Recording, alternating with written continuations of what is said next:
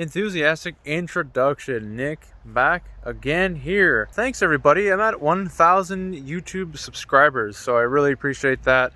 It's been a fun time just playing around with drones on YouTube. Keep an eye out for more fun videos. I love doing this, and today I have sort of a follow-up evolution of this design that I've been working on for months now. You've seen iterations of this on my channel, and I have an official name for it. I'm calling it the CineNik. It's basically a custom open prop 3-inch, or with the option of converting it into a 2.5-inch Cinewhoop, depending on your specific use case. So this is a custom build. I have some custom designed carbon that I added to this, some modifications to some existing TPU 3D printed parts, and I'm going to dive into the build right here so you can see if this is something you want to build. This has been my favorite quad over the past few months, and I'm really excited to dive in and show you guys how to put it together. The main inspiration behind this CineNik build was flying a lot with Cinewhoops, ducted, Cinewhoops, and really kind of being disappointed by the flight performance, by the flight time, the efficiency.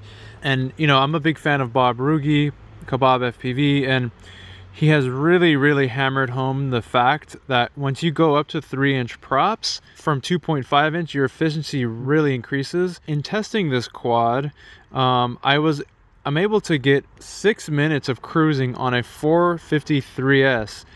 Now on a 2.5-inch prop, same hardware, it's about 4 minutes, same battery. So the efficiency is just incredible, and you're only losing like an inch of total width. Like, this thing is still really small. You can hit gaps and all that. I highly prefer going with a 3-inch open prop for most of my cinematic shots. But the cool thing is with this frame, this is a 3-inch Betaflight frame.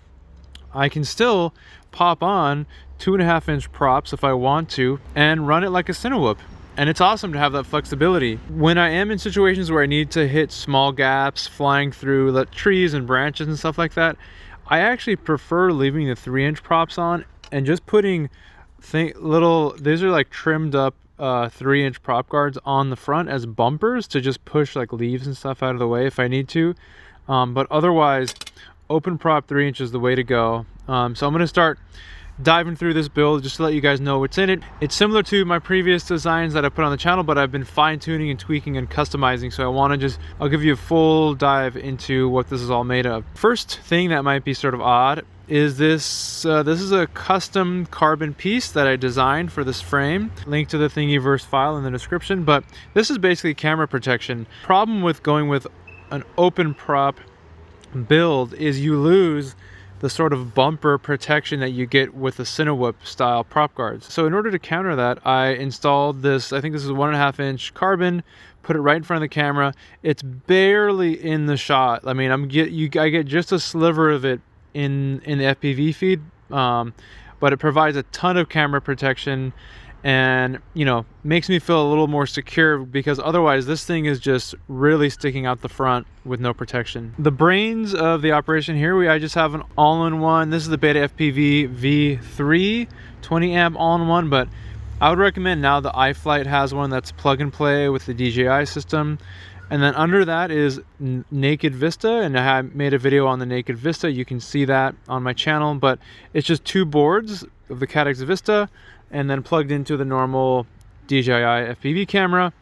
This little bottom protector here is a TPU piece I saw in Thingiverse, and I customized it.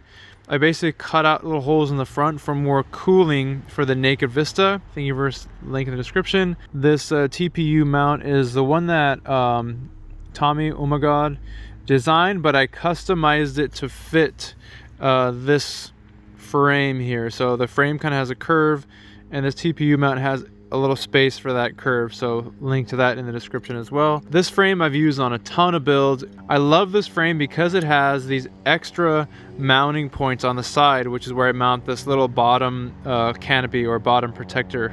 Bottom protector here. So it's got 2 mounting points on the side, also an extra mounting point in the front. I'm not using that, but a little extra mounting point in the front if you need that. These are some really old FPV cycle 1204. These are the same as the RC and Power 1204 5000 kV motors. 3016 tri-blades, Gemfan tri-blades. You know, everyone's using these. You've seen these a million times. And up top, I've put this thing on a ton of builds. This is the Red Shifters GoPod, which I love. This thing, I've put it on my long range 4-inch.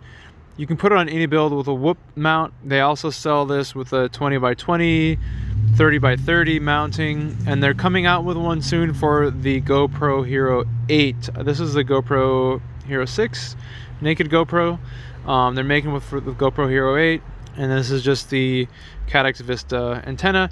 If you want to lose some weight, you can obviously put just a whip antenna on here. This is with the ND filter as well. So let's see, 129.8, well, so basically 130. Oh yeah, I modified this Red Shifters GoPod. I just slipped a battery strap on top so I could top mount the battery. It's not designed for this, but it does work just fine.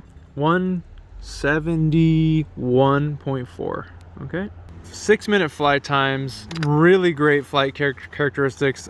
I was able to, I filmed my BMX park and filmed a bunch of BMXers with this exact setup, open prop 3-inch. It was super safe, super quiet. I was able to get in there. I wasn't worried about, you know, if I was flying a 5-inch, I would definitely not feel safe about that. The BMXers were super comfortable with it, and I got some amazing footage. So I think this is a really, really great use case for something like this. If I had 2.5-inch props with the prop guards, I don't think the flight characteristics would be as good, and my flight times would have really sucked. So I honestly think this is my favorite sort of micro cinematic GoPro setup, and it's amazing to have the option to put 2.5-inch prop guards on it. These are the HGLRC 2.5-inch prop guards, which I prefer because they're pretty low profile. In the photos I was showing, I was using a different, I can't remember the brand, but prop guards that were a little fatter. But I would definitely go with these. These are nice and thin, and I don't think it'll mess up the flight characteristics too much. Thanks for checking out this video, and a little bonus at the end here. Here's some cool beach footage that I took recently with this bad boy. Subscribe. Here's to another 10 million subscribers.